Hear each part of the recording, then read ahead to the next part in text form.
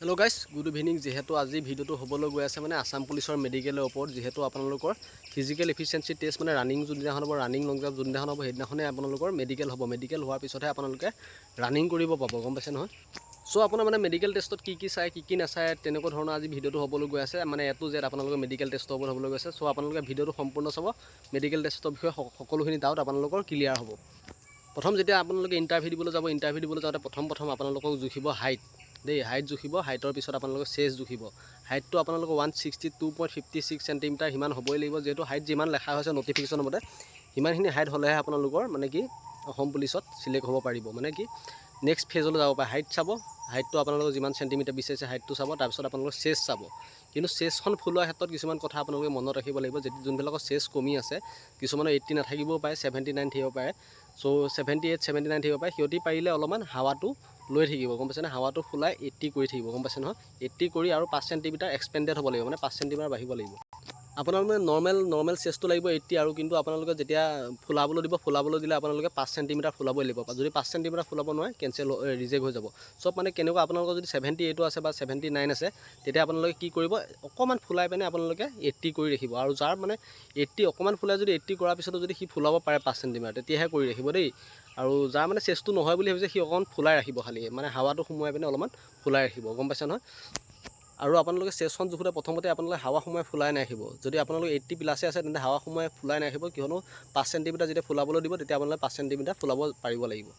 তাৰপিছতে ৱেটৰ কথা বহুতে সুধি আছে, ৱেটত ৰিজেক্ট কৰে নেকি। ৱেট যিহেতু মেডিকেল সেইদিনাখনকে ৱেটো জুখিব, ৱেটৰ দিনাখন ৱেটত ৰিজেক্ট কৰে নেকি। ৱেটৰ কথা চিন্তা কৰিব দৰকাৰ নাই। আসাম পুলিচৰ ইণ্টাৰভিউত ৱেট আপোনালোকক কম থাকিলেও ৰানিং কৰিব পাৰিব, বেছি থাকিলেও ৰানিং কৰিব পাৰিব, সেইটো চিন্তা কৰিব নালাগে। ৱেটটো আমাৰ আসাম পুলিচৰ ইণ্টাৰভিউত নোজোখে ৱেট, গম পাইছে নহয়। কাৰোবাৰ যদি ৱেট কমিও আছে, চিন্তা কৰিব নালাগে, ৱেটত আপোনালোকৰ ৰিজেক্ট নকৰে। আৰু 3 নম্বৰ কথাটো হ'ল টেটুত ৰিজেক্ট কৰে নেকি। টেটুটো ৰিজেক্ট নকৰে। আপোনালোকৰ যদি ভগৱানৰ ফটো চটো তেনেকুৱা থাকিলে ৰিজেক্ট নকৰে, কিন্তু আপোনালোকৰ জোখতকৈ বেছি ডাঙৰ হ'ব নালাগিব, গম পাইছে নহয়। টেটু আপোনালোকৰ সৰুকৈ হাতে চাতে আছে, তেতিয়া একো নাই। যদি মানে জোখতকৈ অভাৰ বেছি ডাঙৰ হ'লে ৰিজেক্ট কৰাৰ চান্স আছে। কিন্তু এনে নৰ্মেল চিম্পুল টেটুবিলাক আপোনালোকৰ ৰিজেক্ট নকৰে, অলপ থকা জেগা থাকাকৈ। যদি আপোনালোকৰ গোটেই হাতখনতে টেটু আছে, তেনেকুৱাত আপোনালোকৰ ৰিজেক্ট কৰিব পাৰে, কিন্তু এনেই ৰিজেক্ট নকৰে, গম পাইছে নহয়। তাৰপিছতে আপোনাৰ নকনিক কিন্তু আপোনালোকৰ ৰিজেক্ট কৰিব পাৰে। যদি আপোনালোক মানে ৰিজেক্ট কৰিব পাৰেহে, কিন্তু কৰে নে নকৰে নাজানো, কিন্তু ৰিজেক্ট নকৰিবও পাৰে। নকনি থাকিলে মানে ৰিজেক্ট কৰাৰ চান্স এটা থাকে। চ' সেইবাবে আপোনালোকে পাৰিলে নকনিটো ঠিক কৰি লৈ যাব, কাৰণ আপোনালোকৰ সদায় লাক ভাল নাথাকিবও পাৰে। কিছুমানৰ নকনি থাকিলেও পাছ হৈ যায়, কিন্তু কিছুমানৰ নকনি থাকিলে ফেইল কৰাই দিয়ে, মানে যোনজন মানুহ চোৱাৰ ওপৰত ডিপেণ্ড কৰে। চ' সেইবাবে পাৰিলে নকনিটো আপোনালোকে যাৰ আছে, সি অলপমান মানে নকনিটো কমাবলৈ চেষ্টা কৰিব। যদি কমাব পাৰে, গাৰু এটা মাজত সোমোৱাই আগফালে বান্ধি পিনে ৰাতি শুই থাকিব, গম পাইছে নহয়। গাৰু এটা ভৰি দুখনৰ মাজত সোমোৱাই পিনে নকনিটো কমাব পাৰে, গম পাইছে নহয়। নকনি থাকিলে 50-50 চান্স ৰিজেক্ট কৰিবও পাৰে, নকৰিবও পাৰে মানে। আৰু কিছুমানে কৈ আছে নখচুকীয়া ৰিজেক্ট কৰে নেকি। নখচুকীয়া নাচায়, আপোনালোকে চিন্তা কৰিব নালাগে। নখচুকীয়া থাকিলে ইমান ৰিজেক্ট নকৰে। ৰিজেক্ট মানে নাচায় মানে সেইটো টপিকৰ ওপৰত। মেইন ইম্পৰ্টেণ্ট বস্তুকেইটা কি দিয়ে সেইটো আপোনালোকক জনাই আছোঁ, লাষ্টলৈকে ভিডিঅ'টো চাই দিব খালি।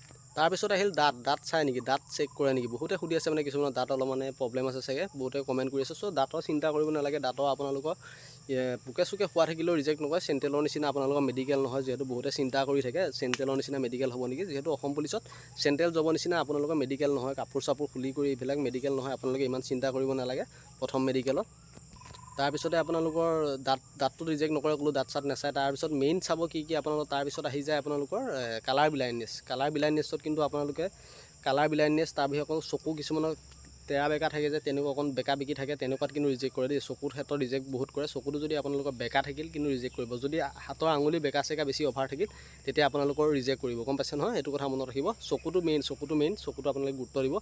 তাৰপিছত আপোনালোকৰ চকুত তেৰা বেকা থাকিলে আপোনালোকৰ ৰিজেক্ট কৰাৰ চান্স থাকে। চ' অকণমান থাকিলে একো নাই, কিন্তু বেছি তেৰা বেকা হ'লে চকু ৰিজেক্ট কৰিব, গম পাইছে নহয়। আৰু হাতখন এইখন যে এনেকুৱা হাত যে চিধা হ'ব লাগে। চ' আপোনালোকে হাতখন পাৰিলে চিধাকৈ যেতিয়া হাত চাব, আপোনালোকে চিধা কৰি ৰাখিব। আৰু আঙুলি চাঙুলি আপোনালোকে পূৰা ঠিক থাকিব লাগিব দেই। আঙুলি মানে কি বেকা বিকি হ'ব নালাগিব। আঙুলি যদি এনেই চিধাই, কিন্তু মানে বেছি অভাৰ বেকা হ'ব নালাগে। থাকাটো থাকাই, কিন্তু বেছি অভাৰ বেকা হ'লে ৰিজেক্ট হোৱাৰ চান্স থাকে। কিন্তু হাতখনো আপোনালোকে চাই বেছি বেকা হ'লে ৰিজেক্ট কৰিব। এনেই ইমান ৰিজেক্ট নকৰে, কিন্তু ৰিজেক্ট কৰাৰ চান্স খুব কমেই থাকে। তেবোৰ আপোনালোকৰ যিটো মানে আপোনালোকে যদি হাতখন আপোনালোকে বেকা হয় বুলি বেকা কৰি দেখুৱাই, এইটো নহয়। আপোনালোকে যদি অলপ চিধাকৈ দেখুৱাবলৈ চেষ্টা কৰিব, গম পাইছে নহয়। এতিয়া মেইন ইম্পৰ্টেণ্ট বস্তু আহোঁ, যিহেতু মেইন ইম্পৰ্টেণ্ট বস্তু অসম পুলিচৰ ৰিজেক্ট কৰা ইম্পৰ্টেণ্ট বস্তুটো হৈছে হ'ল চকু। চকুত আপোনালোকৰ প্ৰথম চাব আপোনালোকৰ কালাৰ ব্লাইণ্ডনেছ। যিহেতু কালাৰ ব্লাইণ্ডনেছ যাৰ প্ৰব্লেম আছে, সি যদি যেনেকৈ ঠিক কৰিব পাৰে কৰক। কালাৰ ব্লাইণ্ডনেছত কিন্তু ৰিজেক্ট বহুত কৰে, 100% ৰিজেক্ট কৰি দিয়ে। চকুৰ ক্ষেত্ৰত মই নিজে যিহেতু জানো, চকুৰ ক্ষেত্ৰত আপোনালোকে অলপমান চকুটো নিজে মানে যিমানখিনি পাৰে চেষ্টা কৰক ভাল কৰিবলৈ। কালাৰ কালাৰ ব্লাইণ্ডনেছত ৰিজেক্ট কৰিব কিন্তু দেই, কালাৰ ব্লাইণ্ডনেছ নাজানিলে। চ' তাৰপিছত আহে আপোনালোকৰ এটা ৰুমলৈ লৈ যায়, যিটো ৰুমত আপোনালোকৰ চকু ডিষ্টেঞ্চটো দিয়ে। ডিষ্টেঞ্চটো আপোনালোকে গম পাই চাগে, ABCD লিখি যে এটা মানে 25 মিটাৰ ডিষ্টেঞ্চৰ পৰা আপোনাৰ এটা চকু এনেকৈ বন্ধ কৰি দিব, গম পাইছেনে? এটা চকু বন্ধ কৰি চাব দিব আপোনালোকে। যোনটো পঢ়িবলৈ দিব, যোন লাইন পঢ়িব দিব আপোনালোকে পঢ়িব পাৰিব লাগিব। যদি পঢ়িব নোৱাৰে মানে ক্ৰমান্বয়ে আপোনালোকে ডাঙৰ আখৰৰ পৰা সৰু সৰু হৈ আহে। চ' আপোনালোকে তলৰ লাইন দুটা সুধিব পাৰে, তেনেকৈ দুটা লাইন সুধিব, এটা চকু বন্ধ কৰি আপোনালোকে ক'ব পাৰিব লাগিব। কিন্তু যদি ক'ব নোৱাৰে আপোনালোকে ৰিজেক্ট হ'ব কিন্তু চকুৰ ক্ষেত্ৰত 100% চিয়ৰ চকুৰ ক্ষেত্ৰত ৰিজেক্ট কৰে কিন্তু।